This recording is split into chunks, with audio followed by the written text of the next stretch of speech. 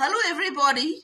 My name is Ms Heera Nawaz, and I'm going to recite a poem entitled My Transformation Story, and it tells of a life and death encounter where, because of the help of family and friends and God's undying blessings, I emerged out triumphant.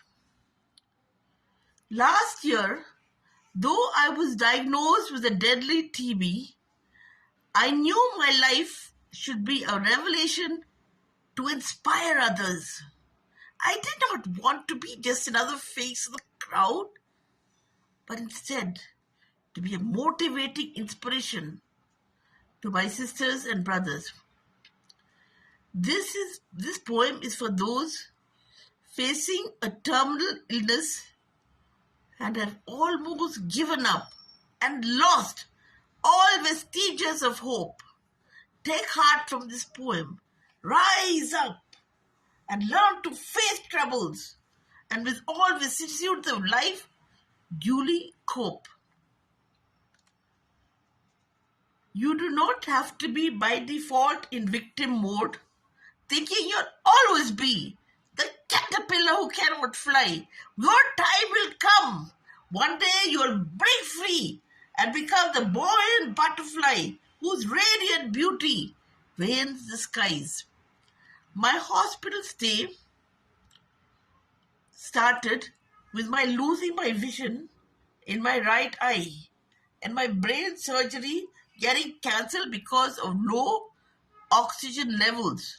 But no, I did not give up. I upped my oxygen level with my BiPAP machine. No one can stop me, not even the devil. Scans, injections, and antibiotics were all part of the treatment, which made me moody and weak. Though I resolved to gird up my loins with fierce determination and to never be timid nor meek. As I lay on my hospital bed during lonely nights, wondering, why me? As tears in my eyes did glisten, some critics pointed out that I would never make it. The odds were humongous. But to these words, I did not listen. So I decided to bounce back.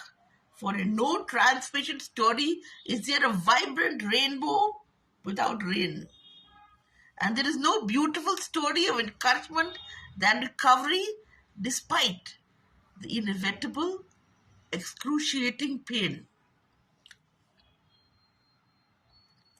So on discharge, I knew I must transform my life, even though at that time I was in a wheelchair.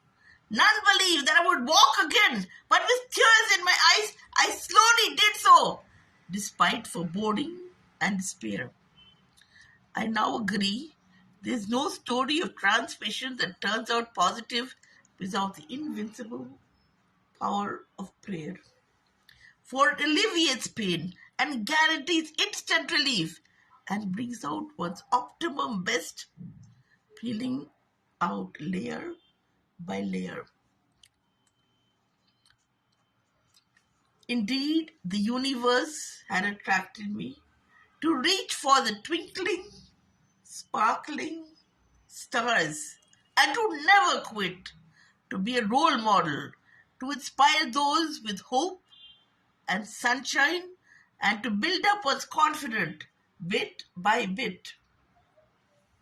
Indeed, I had gathered my seemingly ebbing courage by full faith in God, and I thought, though in pain, to become strong.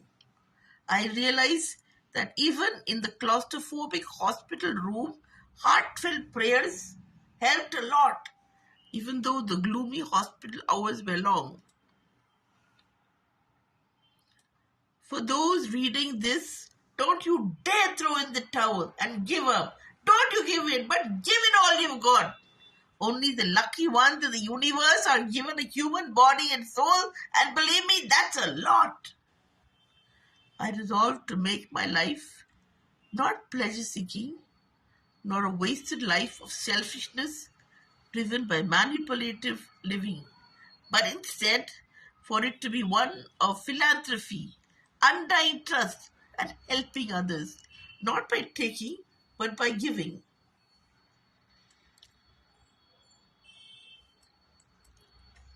Since I had only one functional eye, I learned to empathize with those who are physically challenged and completely blind, and also to those crippled and lame, not to laugh and look down at them, but to be compassionate and kind.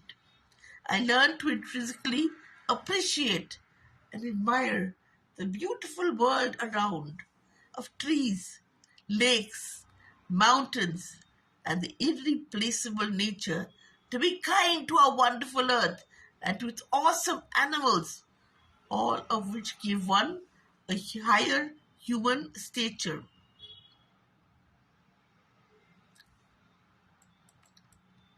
I learned the value of time, money, and energy, and the provider for this is belief in God, who is the wind beneath our wings. Not a day passes by without me thinking of my morbid days in hospital so close to death.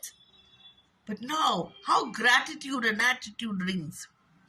So, my dear friends, if this poem made your eyes fill with tears, I think it would be a good time to reach for the divine.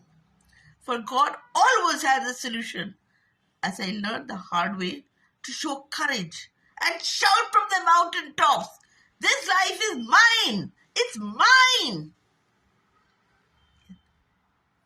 Thank you. This is a bit emotional, but I hope to make it emotional in order to bring out the undying love I have for God. Thank you so much.